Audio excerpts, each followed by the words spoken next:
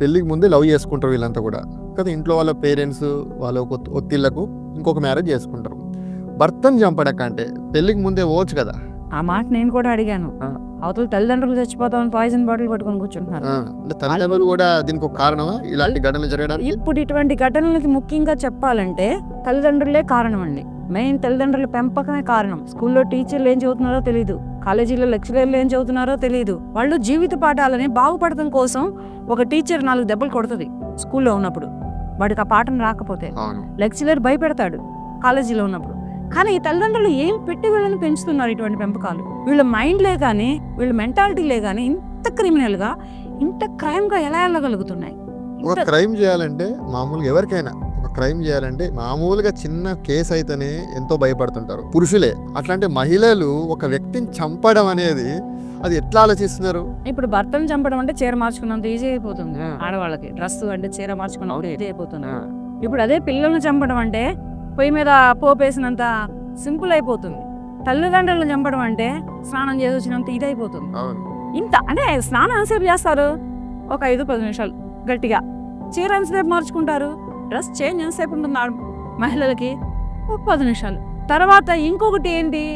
పిల్లల్ని చంపడం పొయ్యి మీద పోపేసినంత ఈజీగా చంపేస్తున్నారు. ఇది ఎంతవరకు ఇప్పుడు వీళ్ళు చేస్తున్నటువంటి ఈ దారుణాలు, ఇప్పుడు చేస్తున్నటువంటి అన్యాయాలు, ఈ మహిళలు సమాజం ఎంతవరకు వెళ్తుంది, ఎక్కడ కాగిపోతుంది, అసలు ఈ సమాజానికి ఎటువంటి మెసేజ్ ఇస్తున్నారు ఈ మహిళలు? అంటే వీళ్ళకు ఎక్కువగా స్వేచ్ఛ ఇవ్వడము, వీళ్ళకు విచ్చలవిడిగా స్వతంత్రం ఇవ్వడము, ఇవన్నీ కారణాలా? స్వేచ్ఛ ఇవ్వాలయ్యా మహిళకి, కానీ లిమిట్స్ క్రాస్ చేసేంత స్వేచ్ఛ ఇవ్వకూడదు. ఇంతకు ముందల ఉమ్మడి కుటుంబాలు ఉండే.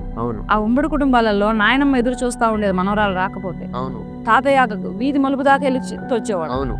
అత్త ఎక్కడైనా కనపడితే అత్తతో పాటు వచ్చేది మేనకోడలు. బాబాయ్ ఎక్కడైనా కనపడితే బాబాయ్ సంకెక్కొచ్చేది కూతురు. ఇటువంటి ఉమ్మడి కుటుంబాలు అనేవి ఇప్పుడు దూరం అయిపోతున్నాయి, చాలా ఎదురైపోతున్నాయి. ఇక్కడ మనవరాల కోసం ఎవరు ఎదురు చూస్తున్నారు? ఎవరు లేరు. వీధి మలుపు వరకు ఎవరు వెళ్తున్నారు? అత్త చేయి పట్టుకుని ఎవరు వస్తున్నారు? ఎవరు లేరు. బాబాయ్ సంకెక్కి ఎవరు వస్తున్నారు? ఇటువంటి సంబంధాలు అనేవి కనుమరుగైపోయి ఎవరికి వాళ్లే, మేమిద్దరం మాకిద్దరు చాలు. ఆ ఇద్దరు కూడా ఉండలేరు కదా ఇప్పుడు.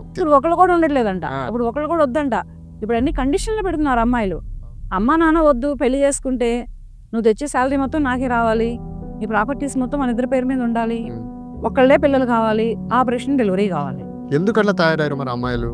అసలు ఏంటి, అసలు రీజన్ ఏంటి? అసలు స్వేచ్ఛ ఏంటంటే ఒక్కడే బేబీ అనుకో, ఇంట్లో ఒక హోమ్ టేకర్ అని పెడతారు, వీళ్ళు ఇష్టం వచ్చినట్టు వీళ్ళు వెళ్ళొస్తారు. ఒకప్పుడు మహాత్మా గాంధీ గారు చెప్తుండే, అర్ధరాత్రి ఒక అమ్మాయి తిరిగినప్పుడు దేశానికి స్వాతంత్రం వచ్చినట్టు అనేటోళ్ళు. ఇప్పుడు అర్ధరాత్రి కాదు, పొద్దున్నాక తిరుగుతున్నారు. తెల్లారిన దాకా తిరగడం కాదు, మర్డర్ చేసి స్వాతంత్రాన్ని తెచ్చుకుంటున్నారు.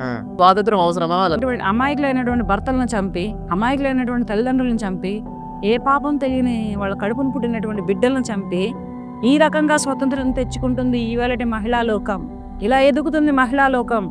ఎదగమని చెప్పారు కానీ గాంధీ గారు, నీ మీదకి ఎవడైనా వస్తే నీ ఆత్మరక్షణ కోసం నువ్వు ఫైట్ చేసి ఆ వ్యక్తిని చంపు, అంతేగాని నీ కుటుంబ సభ్యులని, నీ కడుపును పుట్టిన పిల్లలని, నిన్ను కన్న తల్లిదండ్రులని, నీతో పాటు పెరిగిన అన్నదమ్ములని, తోబుట్టువులని చంపమని ఏ రాజ్యాంగాల్లో రాసలేదు, ఏ గాంధీలు చెప్పలేదు, ఏ చట్టాలు చెప్పలేదు, ఏ న్యాయస్థానాలు చెప్పలేదు.